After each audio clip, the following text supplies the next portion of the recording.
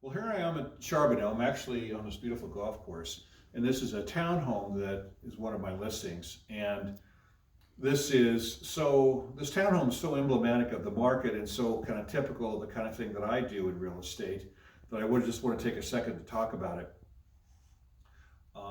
This particular townhome was owned by a family member passed, and so I was brought in to help with the repairs and what we needed to do to get it cleaned up and ship shape so we could put it on the market. So I spent a lot of time working with the seller and their family to help get the place cleaned up and get it positioned in the marketplace and to make sure that we could come on with our, let's say, our best foot forward.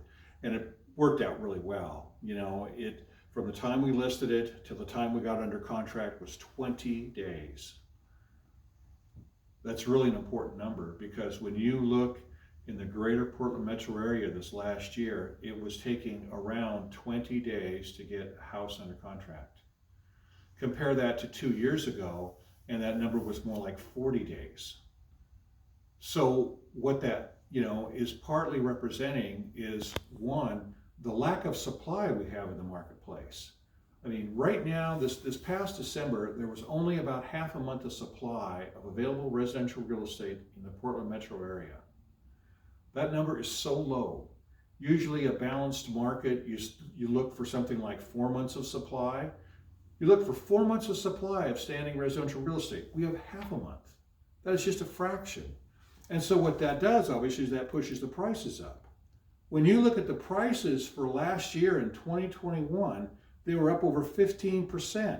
That is an amazing number. Now, I don't think we're going to see that kind of price appreciation here for this next year. I don't think, and that's very important for, working with sellers, because my seller here has been so great to work on. I've been doing real estate for an awful long time, and they were great to work with me about making sure we had a realistic price to come on the market and get a good reaction, get a lot of showings. We had some very successful open houses. And when you spend the time to get the house ready, when you make the effort to do the open houses, when you really get out there and market it, and you have a realistic price that the house can sell at, and you'll get the good attention you need to have, those things happen. And my seller's really thrilled with the price they're getting. The buyers seem to be very happy. We're going through that whole inspection process right now, but everything seems to be clicking like it should. But the important thing is to make sure that you're in step with the market, to make sure that you've got things prepared in the right kind of way, and to make sure that you're actively marketing it in a good way, including open houses and all those kind of things. That's what, it's just the basics, but that's what sells real estate. But getting back to where the market's been, 2021 was such an outstanding year. It's just absolutely incredible. I'm getting asked questions now. I was at some social events over the holidays, and they were asking me about what's going to happen for next year. And as I said, I've done this a long time, and my crystal ball is certainly no better than anybody else's. But what I suspect is going to happen for this next year is we're going to continue to see upward pressure on prices. I do not believe we're going to have another year where prices are up 15%. I just don't see it. I really don't. But they're certainly going to be up. And part of the reason is because of supply. As I said before, we only have about half a month right now. And I don't know what's going to make that supply dramatically increase over the year. I just don't see it. So I think we're going to be very supply constrained. I think, throughout 2021, interest rates were 3 to 3.5%, incredibly low. Now interest rates are a little over 3.5%. I think we're going to continue to see rates rise through 2022. I think what's going to happen is we're going to see rates go up to 3.7, 3.8, maybe 3.9, something like that, is where they'll probably end up at the end of the year.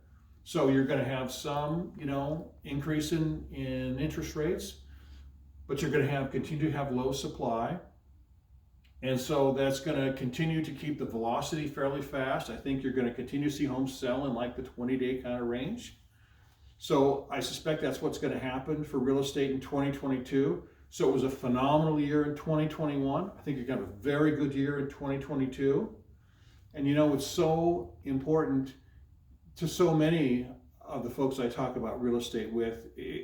Sometimes you want to step back for a second and with how strong these markets have been for us and the enormous wealth that's been created. Think about how long you've owned your home and how much that equity has gone up, how much you've built that wealth for you and for your family. It's just incredible. And it creates a huge amount of opportunities for you to transition to other homes, to do other home things with that equity. But it's a great thing. It helps both buyers and sellers.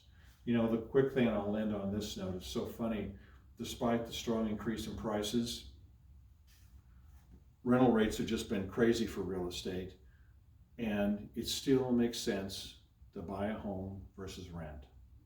So for those folks that are out there still renting, you know, I know prices are up a lot. I know sometimes it's hard to find a home. I can help you get something. It still makes sense to buy. So I'll leave you with that. Thanks so much. Bye-bye.